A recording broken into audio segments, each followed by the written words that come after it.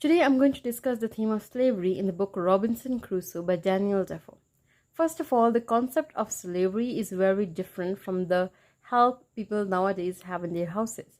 In old time, people used to buy human beings from someone else, and when they bought someone, it meant that they had all their rights. They could treat them in whatever way they wanted.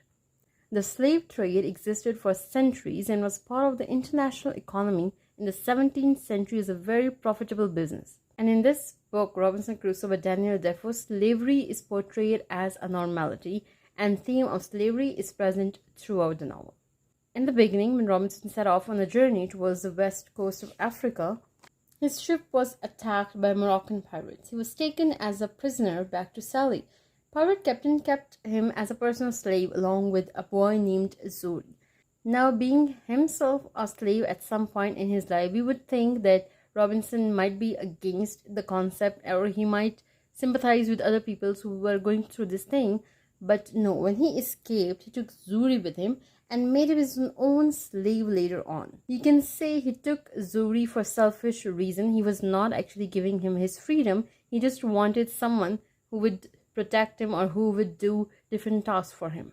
Later, when it was a question of his own freedom and a chance to go to Brazil, he actually traded Zuri. He sold him. Now, Robinson did show a little worry about his subsequent treatment, but he sold him nonetheless. Robinson lived alone on island for many years, and after that time period when he met Friday, whose life he saved from the wild men, once again Crusoe's colonist attitude is prominent in his treatment of Friday. That means Robinson thought of himself as a superior. Here his attitude points towards paternalism. Now, paternalism is like an action that limits a person's liberty or autonomy intended to promote their own good. That means he saved Friday's life for totally selfish reasons. There was no financial system on the island, and Friday was not owned by anyone, so Robinson could not be considered as a master's slave. But he did treat Friday as his own slave. His attitude actually encouraged a less subservience in Friday's behavior from the moment they met.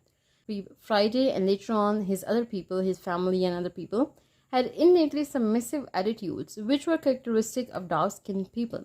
Now, Robinson used this as a foundation for his own little colonist politics. Now, Friday and his family, they felt like they were in some way inferior to Robinson based on their color or their history and everything, and Robinson used it in his own favor. He already felt like a king of the island, having all these things solely for him, so when he found people to rule, that satisfied his self-conceit.